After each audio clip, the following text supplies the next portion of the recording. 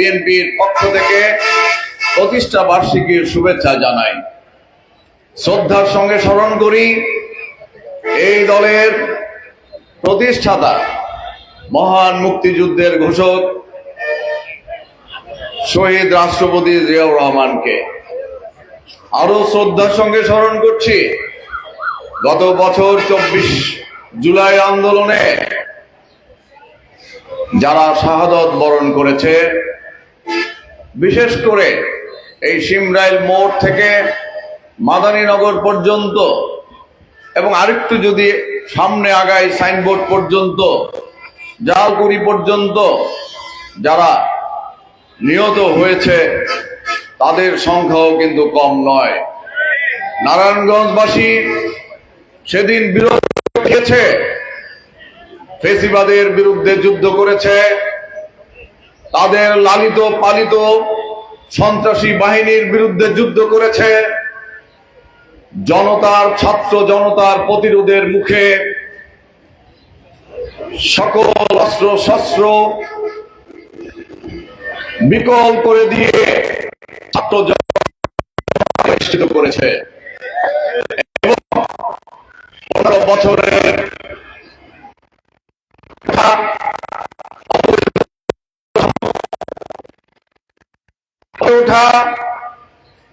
অবৈধ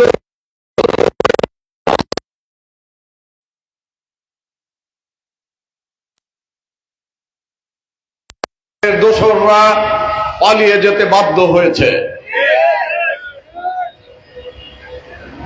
আওয়ামী লীগের ইতিহাস পালিয়ে যাওয়ার ইতিহাস। 1971 সালে তৎকালীন আওয়ামী লীগের দায়িত্বশীল নেতৃবৃন্দ যখন মানুষ স্বাধীনতার ঘোষণা শুনতে চেয়েছিল, তখন তারা সেই দায়িত্ব পালন না করে তাদের নেতারা কেউ আত্মসমর্পণ করেছে এবং কেউ ভারতে পালিয়ে গিয়েছে, কিন্তু স্বাধীনতার ঘোষণা দিতে সাহস পায় নাই।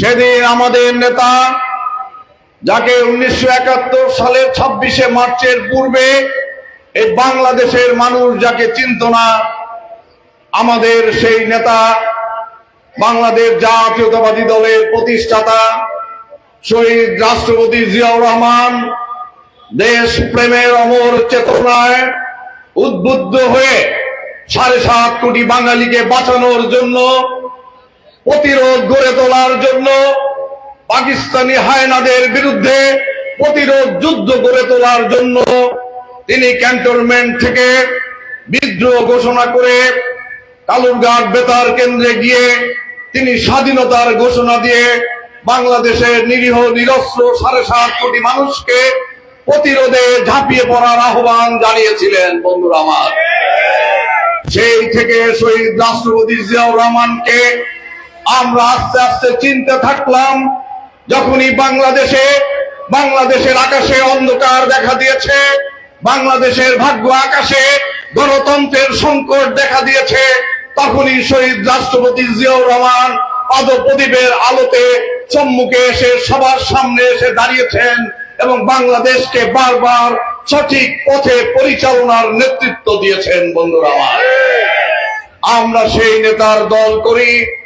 যখনই বাংলাদেশ গণতন্ত্র হারায়, যখনই বাংলাদেশের মানুষের ভাগ্য হারায়, যখনই বাংলাদেশের মানুষের ভাগ্য নিয়ে অবৈধ ফ্যাসিবাদ গড়ে ওঠে এবং সিনিমিনি খেলতে থাকে, তখনই বাংলাদেশ জাতীয়তাবাদী দলের নেতৃত্ব, বিশেষ করে শহীদ রাষ্ট্রপতি জিয়াউর রহমানের পরে তার পরবর্তীতে তার সহধর্মিনী দেশনেত্রী বেগম খালেদা জিয়া নেতৃত্ব দিয়েছেন এবং বাংলাদেশে গণতন্ত্র প্রতিষ্ঠিত করেছেন।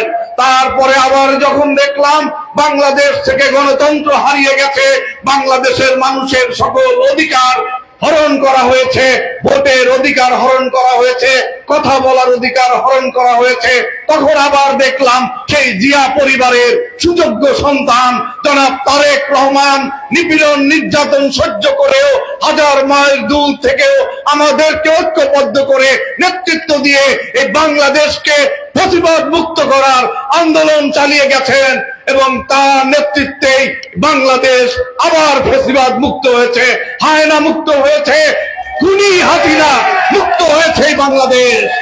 আজকে এই খুনি হাসিনা মুক্ত বাংলাদেশে দাঁড়িয়ে নির্ভয়ে কথা বলছি। মনে হচ্ছে না যে এখানে বক্তব্য দিয়ে বাড়িতে গেলে পুলিশ গিয়ে আমাকে ধরে নিয়ে যাবে, আপনাকে ধরে নিয়ে যাবে, এই ভয় আজকে আর আমাদের মধ্যে নাই। আমরা নির্বাচনের দাবিতে, মানুষের ভোটের অধিকার আদায়ের দাবিতে 15টি বছর আপনাদের পাশে থেকে এই রাজপথে সংগ্রাম করেছি। এই রাজপথে সংগ্রাম করতে গিয়ে আপনারা দেখেছেন এই রাজপথে কতবার লাঠির আঘাত সহ্য করতে হয়েছে, কতবার গুলির আঘাত সহ্য করতে হয়েছে।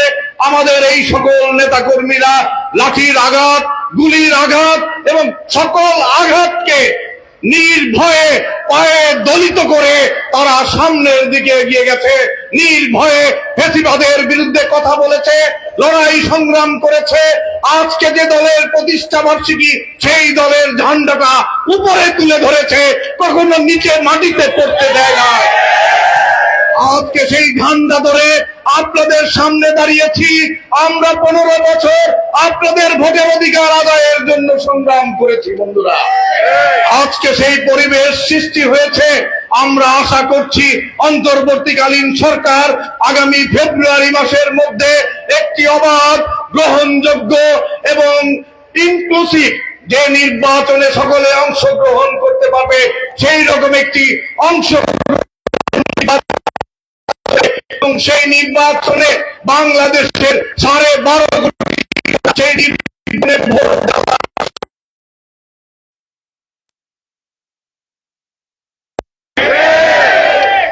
সামনের নির্বাচনে আপনাদের ভোটের নিরাপত্তা বিধান করবে বাংলাদেশ জাতীয়তাবাদী দলের প্রত্যেকটি নেতাকর্মী অতন্ত্র প্রহরীর মতো আপনাদের পাশে থেকে ভোট কেন্দ্রে নিয়ে যাওয়ার ব্যবস্থা করবে।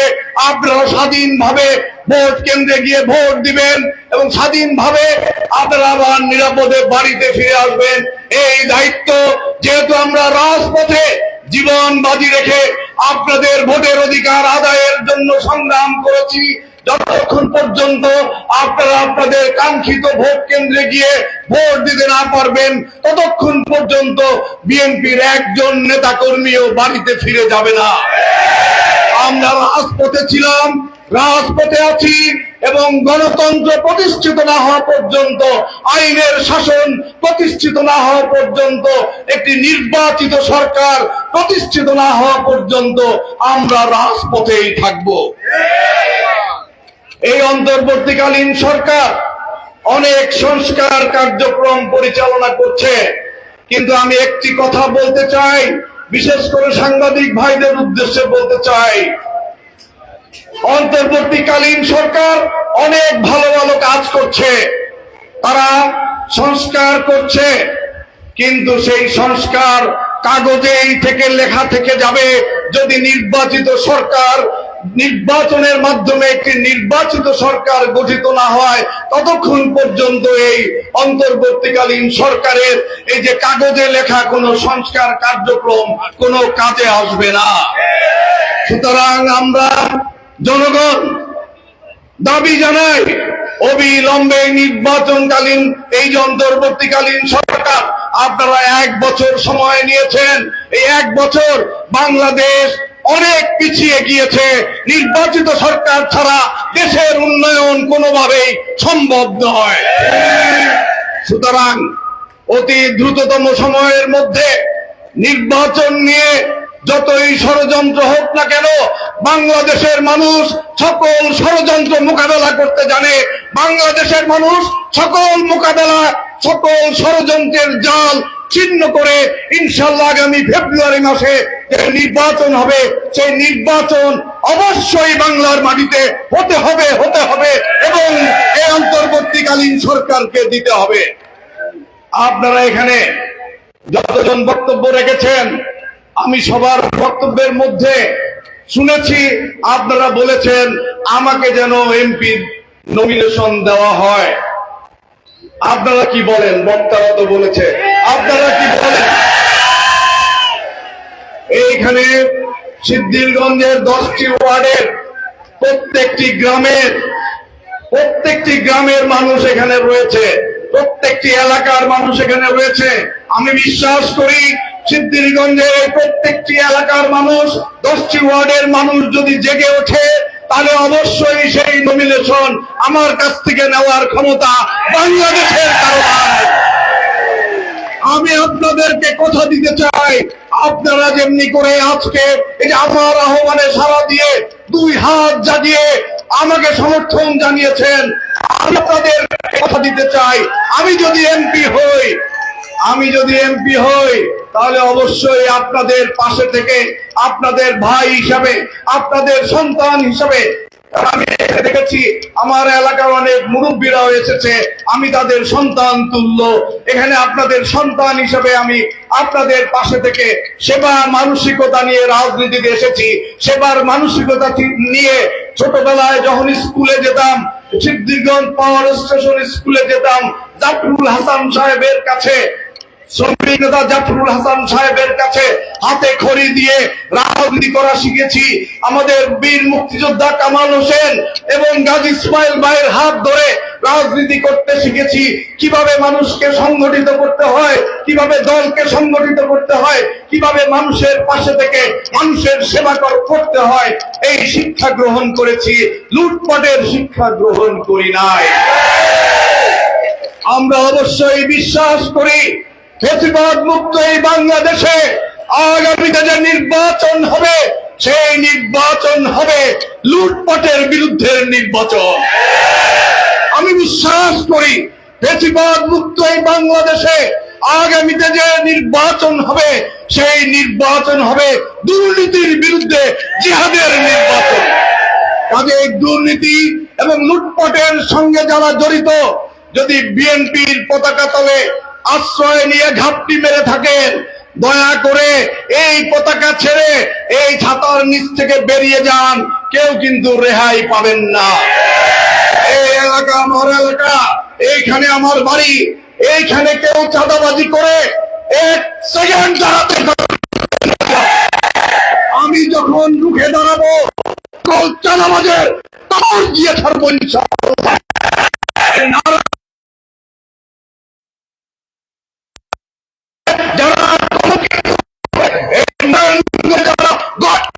জন্ম দিয়েছে তাদের কবর নির্বাচনের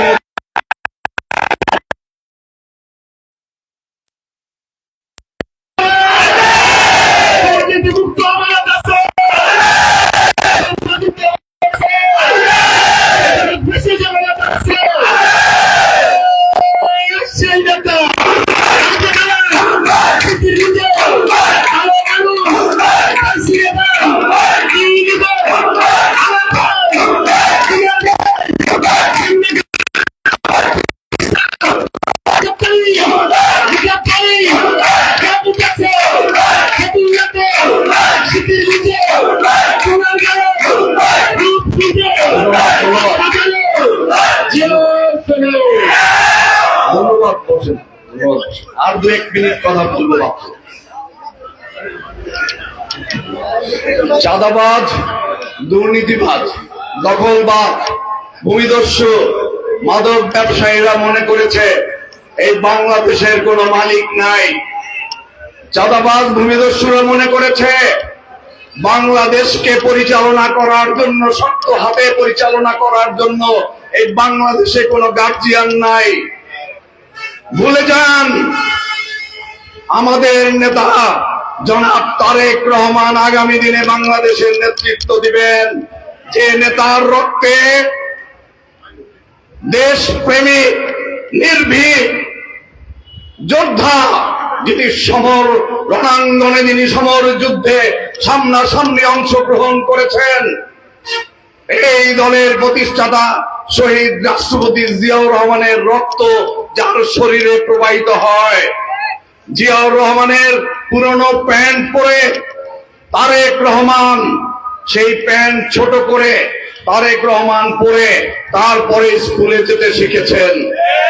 কোন বিলাসিতা করেন নাই, আজকে তাদের এতবার রাষ্ট্র ক্ষমতার পরিচালনার দায়িত্ব পেয়েছেন জিয়াউর রহমান, তারেক রহমান এবং খালেদা জিয়া তিনবারের প্রধানমন্ত্রী হওয়ার পরেও আজকে যাদের থাকার জন্য ঢাকা শহরে একটি বাড়ি নাই, ভাড়া বাসা করে যার থাকতে হচ্ছে দেশনেত্রী বেগম খালেদা জিয়া, সেই নেত্রী যখন মুখে দাঁড়াবে এবং তার সুযোগ্য সন্তান যখন তারেক রহমান বাংলাদেশে এসে বাংলাদেশের নেতৃত্ব দিবেন, তখন এই বাংলাদেশ কলঙ্ক মুক্ত হবে, এই বাংলাদেশ দুর্নীতিবাজ মুক্ত হবে, এই বাংলাদেশ চাঁদাবাজ মুক্ত হবে, এই বাংলাদেশ মাদকের যে স্বর্গ রাজ্যে পরিণত করেছে যারা, এবং এদের যারা পৃষ্ঠপোষক, এই কিশোর গ্যাংয়ের যারা পৃষ্ঠপোষক, তাদের কবর রচনা হবে যেদিন তারেক রহমান বাংলাদেশে ফিরে আসবে।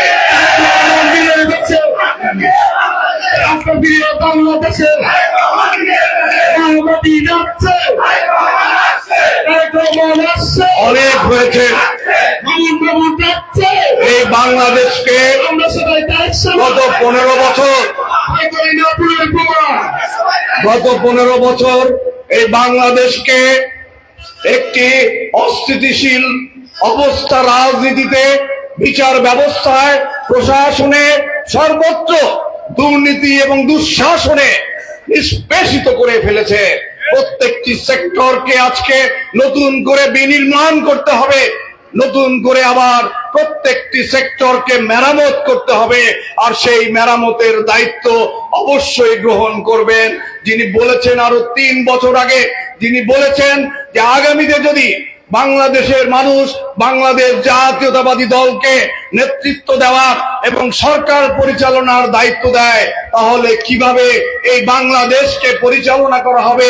এই ফ্যাসিস্ট খুনি হাসিনা জাতাকলে পিষ্ট হয়ে আজকে মানুষ দরিদ্র থেকে দরিদ্রতর হয়ে গিয়েছিল, সেই মানুষদেরকে যদি আবার নতুন করে জাগ্রত করতে হয়, তাদেরকে যদি আলোতে নিয়ে আসতে হয়, তাহলে অবশ্যই তারেক রহমান বলেছেন যে আমি যে 31 দফার ঘোষণা দিয়েছি, সেই 31 দফার ভিত্তিতে একটি সুখী সমৃদ্ধ বাংলাদেশ, যে বাংলাদেশের স্বপ্ন শহীদ রাষ্ট্রপতি জিয়াউর রহমান দেখিয়েছেন, যে বাংলাদেশের স্বপ্ন দেশনেত্রী বেগম খালেদা জিয়া বাংলাদেশের মানুষকে দেখিয়েছিলেন, সেই স্বপ্নের বাস্তবায়ন অবশ্যই হবে তারেক রহমানের হাত ধরে, সেই স্বপ্নের বাস্তবায়ন হবে ইনশাআল্লাহ।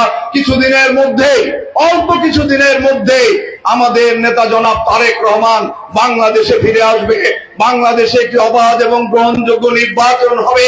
আমরা বিশ্বাস করছি সেই নির্বাচনে অবশ্যই বাংলাদেশের মানুষ আবারও ধানের শীষকে বিজয়ী করে তারেক রহমানের হাতে দায়িত্ব অর্পণ করবে দেশ পরিচালনার, এবং এই বাংলাদেশকে একটি সুখী সমৃদ্ধশালী বাংলাদেশ, যেখানে ন্যায় বিচার প্রতিষ্ঠিত হবে, যেখানে অন্যায় থাকবে না, যেখানে জুলুম থাকবে না, চাঁদাবাজি দুঃশাসন দূর হবে, সেই রকম একটি বাংলাদেশ উপহার দেবেন ইনশাআল্লাহ তারেক রহমান। আমরা আশা করছি আমাদের নেতা খুব অল্প সময়ের মধ্যেই আমাদের মাঝে ফিরে আসবে। আমি আমার বক্তব্য আর দীর্ঘায়িত করতে চাই না, আপনারা আমার জন্য দোয়া করবেন, আমি যেন আপনাদের পাশে থেকে যতদিন বেঁচে থাকি আপনাদের খেদমতে যেন আমার এই জীবনটাকে বিলিয়ে দিয়ে যেতে পারি, কোনো স্বার্থের জন্য নয়, বাড়ি গাড়ির জন্য নয়, কোনো অর্থ ভিত্তের লোভ লালসার জন্য নয়, আর বোরকা পরে পালিয়ে যাওয়ার জন্য নয়। অবৈধ সম্পদ গড়ে তুলে, অবৈধ সম্পদের পাহাড় গড়ে তুলে সেই সম্পদ আমি কাকে দিয়ে যাব? সেই সম্পদ খাওয়ার তো কেউ থাকবে না, কারণ আমাকে যদি বোরকা পরে পালিয়ে যেতে হয়। সুতরাং আমি আপনাদের সাথে থাকতে চাই, আমার জানা যায় আপনাদের অংশগ্রহণ চাই, আমি বিদেশের মাটিতে যেতে চাই না। আমার জানাজা যেন এই মাটিতে হয়, আমি টাকার পাহাড় তৈরি করে আমি বিদেশে পালিয়ে যাব, আপনাদের রুটি রুজি, আপনাদের ভাগ্য নিয়ে ছিনিমিনি খেলবো, আপনাদের হাজার হাজার মানুষের উন্নয়নের টাকা আমার পকেটে ঢুকাবো, সেই টাকা যেন মহান আল্লাহ আমার পেটে না ঢুকায়, সেই দোয়া করবেন আমার জন্য। আপনাদের মাঝে থেকে আমি যেন সারা জীবন আপনাদের সেবা করে মৃত্যুবরণ করতে পারি, সেই দোয়া কামনা করে আমি আমার বক্তব্য শেষ করছি। আপনাদের সকলকে সংগ্রামী অভিনন্দন এবং শুভেচ্ছা জানাই বাংলাদেশ জাতীয়তাবাদী দলের পক্ষ থেকে, এবং শহীদ রাষ্ট্রপতি জিয়াউর রহমানের জন্য দোয়া করবেন। দেশনেত্রী বেগম খালেদা জিয়া অসুস্থ, তিনি যেন আগামী নির্বাচন পর্যন্ত দেখে যেতে পারেন। তিনি দেখেছেন যিনি গর্ব করে বলেছিল খালেদা জিয়াকে পদ্মা সেতু থেকে ফেলে দিয়ে চুবিয়ে মারবে, বলেছিল না অহংকার করে খালেদা জিয়াকে পদ্মা সেতু থেকে ফেলে দিবে। কত বড় দুঃসাহস, কত বড় দুর্ভাগা, কত বড় অন্যায় কথা, কত বড় জুলুমের কথা। একজন প্রধানমন্ত্রী যার ৮০ বছর বয়স, তাকে সে পদ্মা সেতু দিয়ে ফেলে দিয়ে হত্যা করতে চেয়েছিল। আজকে তার অবস্থান কোথায় দেখেন। আল্লাহ অহংকারীকে পছন্দ করে না।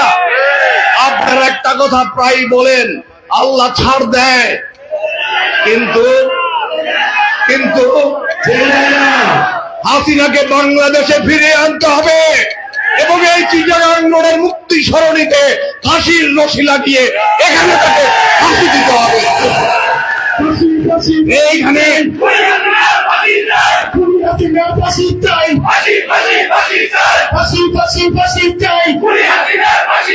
আমি দেখতে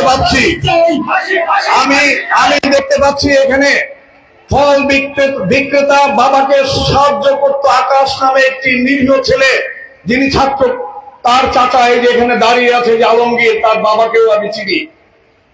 কি অন্যায় ছিল আকাশের, কি অপরাধ ছিল আকাশের। তার মধ্যে একটা সম্ভাবনা ছিল, সে তো একটা স্বপ্ন দেখত, একটা বড় হওয়ার স্বপ্ন দেখত। সেই স্বপ্নগুলোকে শেখ হাসিনার বুলেট কেড়ে নিয়েছে। এইখানে ৪০ জনের বেশি মানুষ শাহাদাত বরণ করেছে। কেন? শুধু হাসিনাকে, ওই চেয়ারটাকে রক্ষা করতে হবে, ওই প্রধানমন্ত্রীর চেয়ারটাকে ধরে রাখতে হবে। ওইটা তার পৈতৃক সম্পত্তি, ওইটা কাউকে সে ছাড়বে না। কিন্তু আজকে দেখেন কি হয়েছে। সে বলেছে শেখ হাসিনা পালায় না। আরে তোমার বাপও তো ৭১ সালে পালিয়ে গিয়েছিল। তুমি তো বারবার পালিয়ে গেছো, কয়েকবার পালিয়ে গেছো। আর তোমার সাংবাঙ্গ যাদেরকে তুমি তৈরি করেছো, অস্ত্রবাজ বানিয়েছো, বড় বড় অস্ত্র দিয়েছো, তারা সহ আজকে কেউ বাংলার মাটিতে নাই। যদি কেউ থাকে, যদি কারো বুকের পাটা থাকে, আজকে বের হয়ে আসেন, বলে আমি আওয়ামী লীগ করি, দেখি আপনার বুকে কত পাটা। লজ্জায় বলতে পারবেন না। অনেক আওয়ামী লীগ হয়তো আছেন, আমাদের মধ্যে থাকতে পারেন, আমাদের আশেপাশে, আমাদের এলাকায় আছেন, আপনাদের এলাকায়ও থাকেন, কিন্তু লজ্জায় বলতে সাহস পান না। যে অন্যায় আপনারা করেছেন, দেড় হাজার ছোট ছোট বাচ্চাগুলোকে আপনারা নিষ্ঠুরের মতো, আপনারা নির্দয়ের মতো, আপনারা অমানুষের মতো এভাবে গুলি করে মারতে পারেন। আপনারা আমাদের সন্তান, আপনারা কি পারেন আমাদের গুলি করতে? কে আপনাদেরকে গুলি কিনে দিয়েছে? আমাদের ট্যাক্সের পয়সায় এই অস্ত্র কেনা, আমাদের ট্যাক্সের পয়সায় এই গুলি কেনা। দেশকে পাহারা দেওয়ার জন্য, নিরাপত্তা দেওয়ার জন্য আজকে যে অস্ত্র আপনি কিনেছেন, সেই অস্ত্র আমাদের বুকে আপনারা মেরেছেন। আপনারা কি পারেন? কত মায়ের বুক আপনারা খালি করেছেন, কত মায়ের বুক আপনারা খালি করেছেন। আপনাদের লজ্জা হয় না? আবারও চোরাগোপ্তা মিছিল বের করে আপনারা দেশকে অস্থিতিশীল করার চেষ্টা করছেন। সংশোধন হয়ে যান, ভালো হয়ে যান, জাতির কাছে ক্ষমা চান, ক্ষমা চেয়ে বলেন যে আর কোনোদিন রাজনীতি করব না। জাতির কাছে ক্ষমা চান।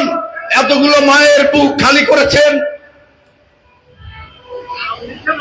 এত নিষ্ঠুর তো হতে পারে না কোনো মানুষ। কার চোখে পানি আসে নাই সেদিন? যেভাবে আবু সাইদ বুক ফুলিয়ে এভাবে দাঁড়িয়ে গেল, তাকে কিভাবে কাছ থেকে গুলি করা হলো, কোন মানুষের পক্ষে গিয়ে সম্ভব? কোন মানুষের পক্ষে গিয়ে সম্ভব?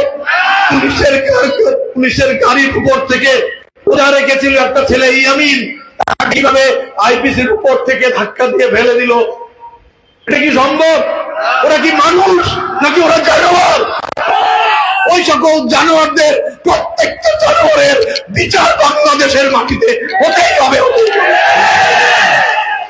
বাংলাদেশের মানুষ বীরের জাতি, বাংলাদেশের মানুষ সময় দেয়, বাংলাদেশের মানুষ ধৈর্য ধরে, কিন্তু যখন রুখে দাঁড়ায় তখন কোন স্বৈরাচার, কোন ফেসিবাদ বাংলাদেশে টিকতে পারে না।